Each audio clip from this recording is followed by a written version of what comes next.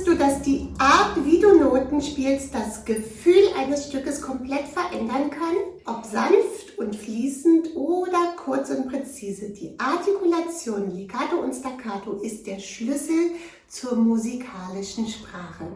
Hi, ich bin Piano Lamuse und im heutigen Video tauchen wir ein in die Welt von Legato und Staccato.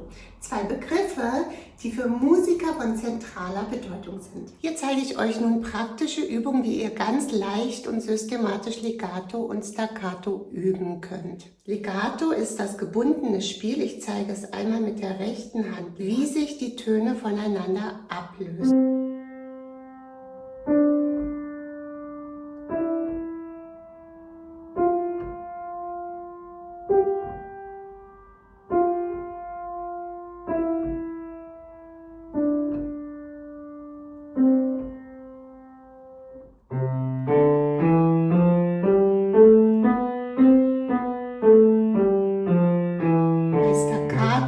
Werden die Tasten angezupft. Wir bleiben mit der Hand ganz dicht bei den Tasten. Die Töne klingen kurz und knackig.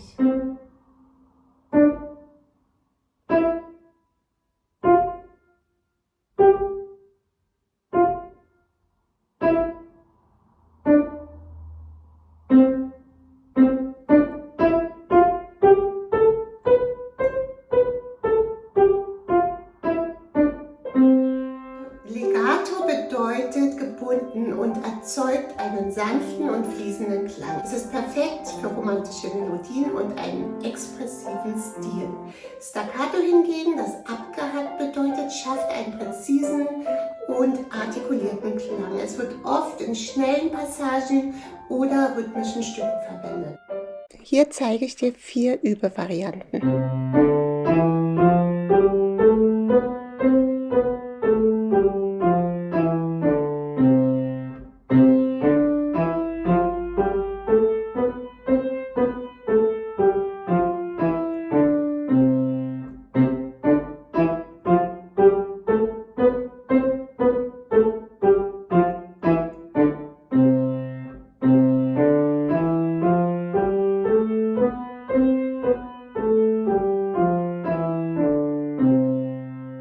Legato und Staccato sind mehr als nur Spieltechniken. Sie sind die Werkzeuge, mit denen wir Musik zum Leben erwecken. Indem wir beide beherrschen, können wir unsere musikalische Ausdrucksfähigkeit erheblich erweitern und steigern. Und übrigens, die meisten von euch spielen Klavier nach Noten und üben täglich. Möchtest du mitbestimmen, wie es auf diesem Kanal weitergeht, dann nimm unbedingt regelmäßig an den Umfragen teil. Der Kuckuck und der Esel. Die linke Hand hat durchgehend Legato, während die rechte Hand die Melodie im Staccato spielt.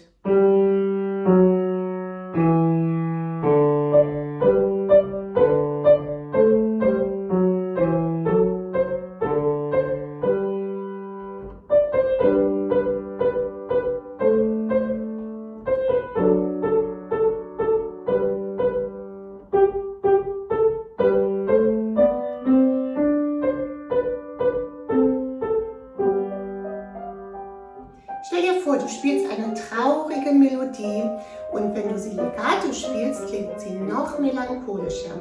Spielst du sie hingegen Staccato, wirkt sie fast schon hoffnungsvoll. Die Artikulation hat die Macht, unsere Emotionen zu beeinflussen und ein völlig neues Licht auf ein Stück zu werfen. Natürlich können sich die Elemente auch mischen. Bei dem Stück Die Tiroler sind lustig haben wir in der rechten Hand eine ruhige Begleitung im Legato, während die linke Hand Staccato und Legato mischt.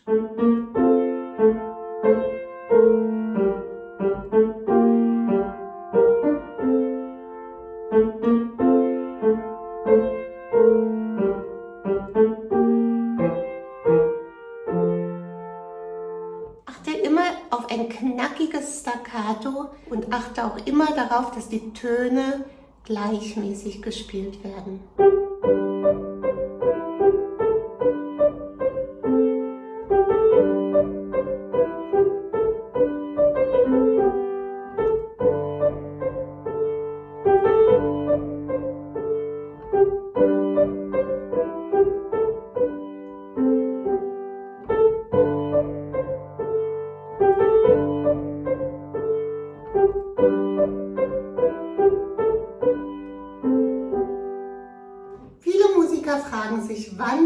Legato und wann Staccato einsetzen sollen. Oft herrscht die Meinung vor, dass ein Stil besser oder richtiger ist als der andere. Aber die Wahrheit ist, beide Techniken sind unentbehrlich für einen ausdrucksstarken musikalischen Vortrag.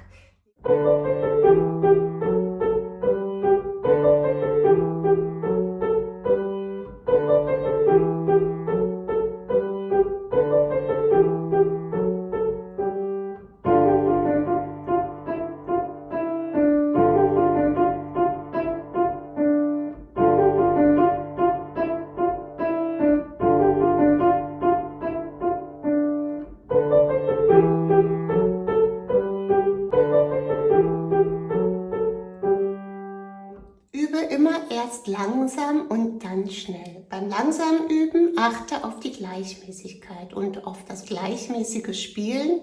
Jedes Staccato-Ton soll in diesem Fall gleich klingen. Also nicht einer kürzer, einer länger, sondern wirklich exakt gleich kurz.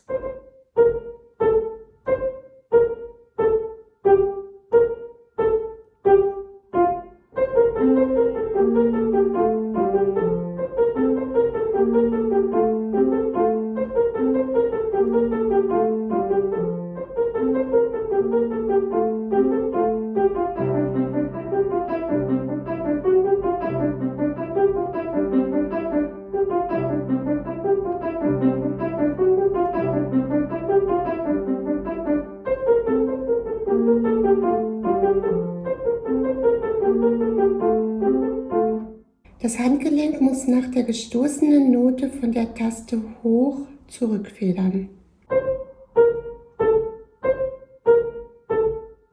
Vermeide den Fehler, dass deine Hand nach oben schnellt. Die Finger bleiben möglichst immer ganz dicht bei den Tasten. Während eines Besuchs im Musikarchiv Berlin bot sich mir die einzigartige Gelegenheit, Bachs Goldwerk-Variationen in 100 verschiedenen Interpretationen zu hören. Es war faszinierend zu erleben, wie unterschiedlich ein Werk klingen kann, wenn es von verschiedenen Pianisten interpretiert wird. Jede Aufnahme war ein eigenes Universum, geprägt von individuellen Stilen, Tempi und emotionalen Nuancen. Von zarten und verträumten bis hin zu leidenschaftlichen und virtuosen Darbietungen. Die Vielfalt war überwältigend. Musik ist weit mehr als nur eine Folge von Noten. Sie ist ein lebendiges Kunstwerk, das von jedem Interpreten neu geschaffen wird. Die Wahl zwischen Legato und Staccato ermöglicht es, jedem Musiker seine eigene, ganz persönliche Interpretation eines Werkes zu gestalten. Dabei ist es wichtig, die Werktreue nicht aus den Augen zu verlieren und den historischen Kontext zu berücksichtigen. Denn auch wenn sich die Aufführungspraxis im Laufe der Zeit verändert hat, so bleiben die grundlegenden Prinzipien der musikalischen Gestaltung doch immer dieselben. Legato und Staccato sind nur zwei Beispiele für die vielfältige Welt der Artikulation. So wie sich Sprachen entwickeln, so entwickelt sich auch die musikalische Sprache. In der Barockzeit beispielsweise wurde Staccato oft sehr kurz und präzise gespielt, während in der Romantik eine weichere und expressivere Artikulation bevorzugt wurde. Welche Erfahrungen hast du schon mit Artikulation gemacht oder ist es ein ganz neues Thema für dich? Teile es in den Kommentaren. Und wenn du wissen willst, wie man durch einfache Tricks noch schneller spielt, dann schau dir dieses Video an